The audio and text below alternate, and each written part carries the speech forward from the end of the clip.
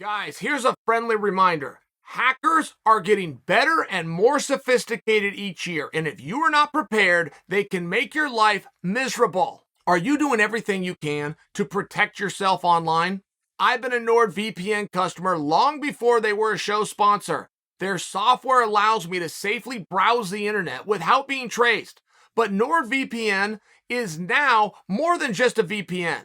They've now just introduced threat protection, giving you even more comprehensive security against cyber threats. It blocks trackers, intrusive and malicious ads, and steers you away from harmful websites and files.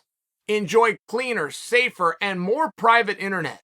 Their advanced decryption still hides your location and encrypts all the data you send and receive, and one account secures 6 devices.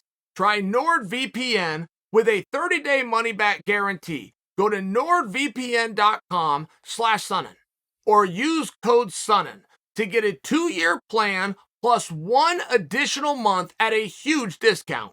Open scoring in MMA, guys. I don't think we've ever had this conversation, have we? What do you guys think about that? Do you even have an opinion? Do you know what I mean when I say open scoring? Maybe I should back up a little bit. So, Andy Foster just weighed in on this, and this is the first major executive director to weigh in on it that I've heard of. And if Andy Foster isn't extremely careful, he's going to end up being the governor. Andy Foster is one of the great leaders in a state that needs some great leaders. I'm going to leave it at that. Now, I love what he said, though. So let's back up. I'm jumping a little around, aren't I? Open scoring. All that means, think of a football game. At any time in the football game, you turn your head up if you're in the crowd and you know exactly what the score is. Okay, that's called open scoring. Essentially, every sport in the world has that. I really can't think of very many that don't. I know gymnastics comes after the event. I know that swimming isn't scored at all, so you're just not going to see that. But really everything, baseball, football, basketball, hockey, you kind of go through your major sport. You go all the way down to ping pong. You could go right into bowling. I mean, about every sport has that. Our sport doesn't have it. Turn it in at the end of the night. The one thing we cannot do within our sport is the one thing that I jump to first, which is what makes for a better show. That does not matter. You have to force that urge and put it back.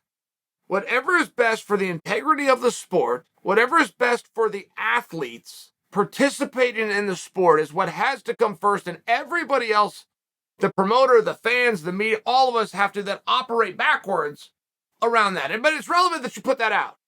Would open scoring be better for the integrity of the sport, for the sport itself, and for the athletes that are participating in it? It's an interesting question.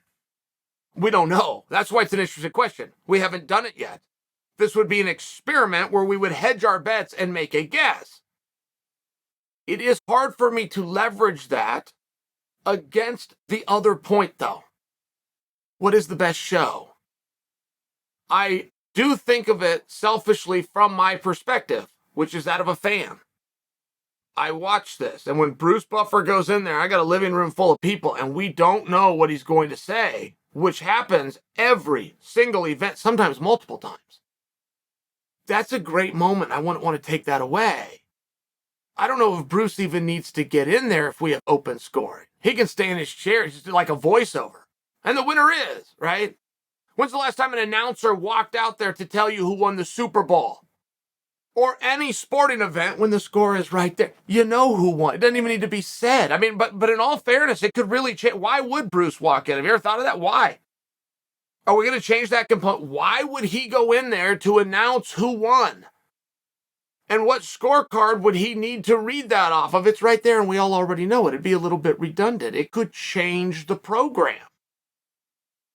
And even if you were to back up from that, I mean, I just brought up one moment in the show, but let's back up. You're going into round 3.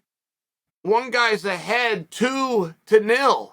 Whether that's obvious and you agree with it, or it's not obvious and you disagree with it, you're now watching for something very different in that third round. Specifically a finish. You're either waiting to run the clock out for your guy that's up 2-0, or you're looking for a finish by the other guy. Maybe that's good. I don't know. It's an experiment. But I come back to what Andy Foster said, because I now want my answer to be what Andy Foster's is. I really liked how he said this, which is, I'm not against it.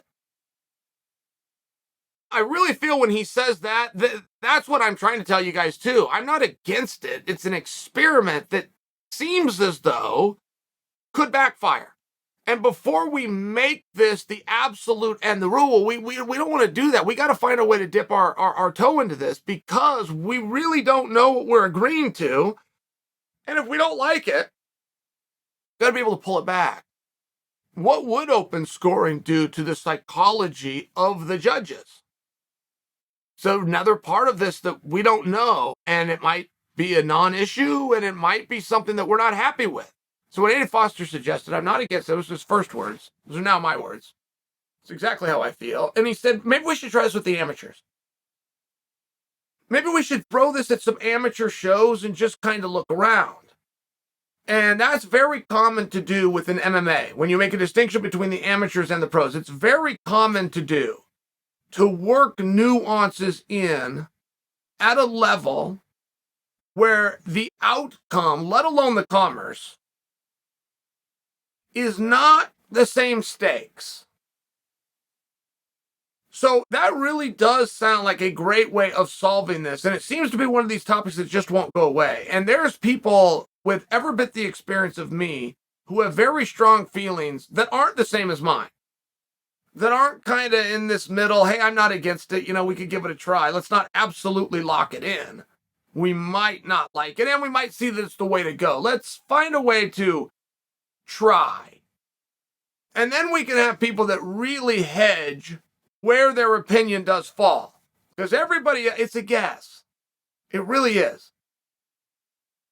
And a lot of things do happen like that within the amateurs. I mean, I'll just share with you. You got a judge that looks like this guy's going to be a great judge.